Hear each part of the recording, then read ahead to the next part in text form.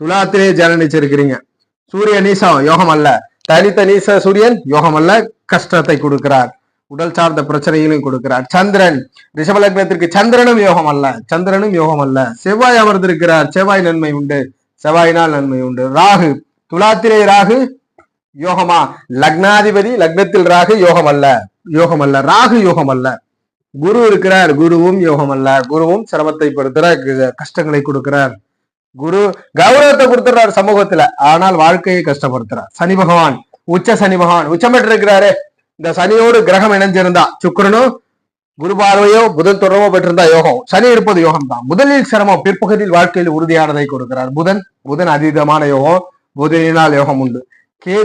கேதுவும் அதீத நன்மைத்தை துலாத்திற்கு கொடுக்கிறார். நேர்மையை பறைசாற்றுகிறார், கௌரவத்தை கொடுக்கிறார், சமூக அங்கீகாரத்தை கொடுக்கிறார்.